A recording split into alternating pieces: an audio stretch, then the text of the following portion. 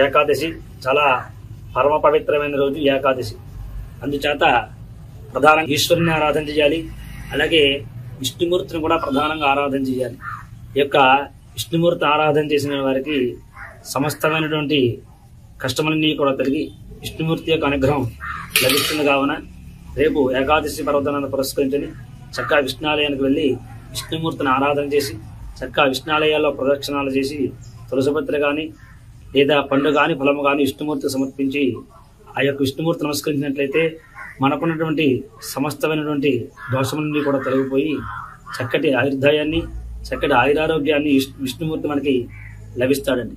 అందుచేత రేపు ఏకాదశి ఆ విధంగా చేయండి. ఇట్లా ప్రదక్షిణాలు చేయడం వల్ల మనం యాని కానిత పాపాన్ని జన్మాంతర కృతాంచ తాని తాని ప్రదక్షింతి ప్రదక్షిణం పదే పదే పాపోహం పాపకర్మాహం పాపాత్మా పాపసంభవాత్రాయమాం క్రియాదేవా శరణాగతవత్సల అన్యథా శరణం నాస్తి త్వమేవ శరణం తస్మాత్ కారుణ్యభావేన రక్షరక్షో మహేశ్వర. ఈ శ్లోకంతో చక్కగా ప్రదక్షిణ చేయాలి. ఈ యొక్క ప్రదక్షిణాలు చేసినట్లయితే కనుక మనం చేసేటువంటి పాపాలను కూడా పటాపంచలేకపోతాయి. ఈ ఏకాదశి రోజున ఎవరైతే శివాలయం చుట్టూ ప్రదక్షిణాలు చేస్తారో వారికి ఉన్నటువంటి తాని ప్రదక్షింతి ప్రదక్షిణం పదే పదే పాపోహం పాపకర్మాహం మనకున్నటువంటి పాపములన్నీ కూడా అడుగు తీసి అడుగు వేస్తాను చూసాను. ప్రదక్షిణ చేయడానికి అడుగు తీసి అడుగు వేసేటువంటి సమయంలో మనం చేసిన పాపాలను కూడా చక్కగా హరించిపోతాయండి ఈ యొక్క ప్రదక్షిణ చేయడం వల్ల. అందుచేత రేపు ప్రధానంగా శివాలయంలో ప్రదక్షిణాలు చేయండి, ఈశ్వరుని సందర్శించండి, చక్కగా విష్ణుమూర్తిని కూడా ఆరాధన చేయండి. రేపు ప్రధానంగా ఏకాదశి కాబట్టి ఉపవాసం కూడా చెప్పబడింది శాస్త్రం. అయితే చాలా మంది మమ్మల్ని అడుగుతున్నారండి, మీరు వీడియో చేస్తున్నారండి, మీరు ఏకాదశి రోజున ఉపవాసం చేయాలంటున్నారండి, ఉదయం నుంచి మళ్ళీ మరణాన్ని ఉదయం వరకు కూడా ఏమి తినకూడదంటున్నారు, ఏమి తాగకూడదంటున్నారు, మరి ఏమిటండి ఇలా చేయొచ్చా? మరి ఈ కలియుగంలో మానవులు మరి ఉండగలరా? అంతసేపు ఉండలేరా?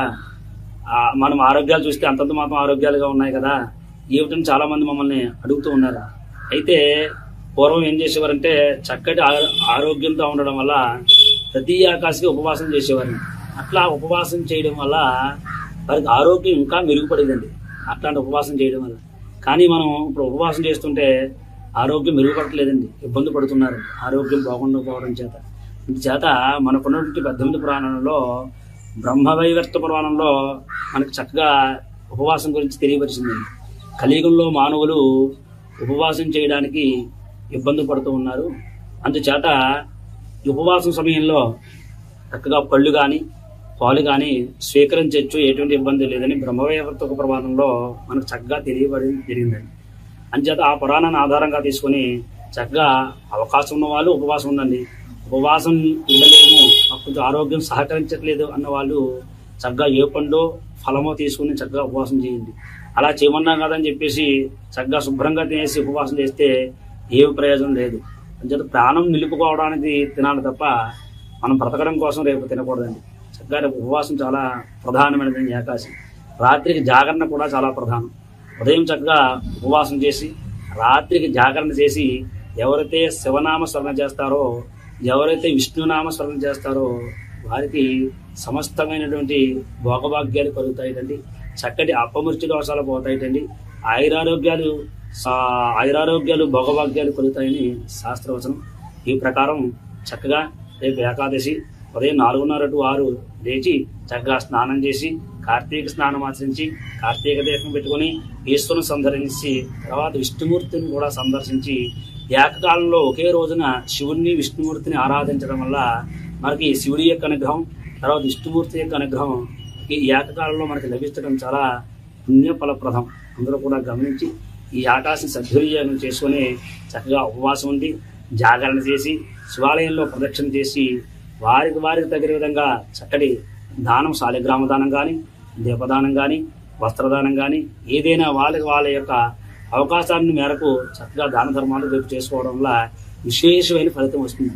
అందుచేత రేపు ఏకాదశి పర్వదాన్ని పురస్కరించుని రేపు ఉదయం నుంచి ఎల్లుండి ఉదయం వరకు ఉండటానికి అవకాశం ఉన్నటువంటి వారు ప్రతి ఒక్కరు కూడా ఉపవాసం చేయండి. బ్రాహ్మణునికి స్వయం పాకం ఇచ్చి ఆ ఏకాదశి యొక్క వ్రతాన్ని విరమణ చేసి మళ్ళీ చక్కగా వాళ్ళు బ్రాహ్మణునికి స్వయం పాకం ఇచ్చి ఆ యొక్క వ్రతాన్ని విరమణ చేసి వారు చక్కగా పలహారం తీసుకోవచ్చండి. ఈ విధంగా ఎవరైతే ఈ విధంగా చేస్తారో వారికి శివుడి యొక్క అనుగ్రహం విష్ణుమూర్తి యొక్క అనుగ్రహం వెళ్ళవేళలా మనకు లభిస్తుందండి. ఓం నమః శివాయ. సర్వే జనా సుఖినో భవంతు. స్వస్తి.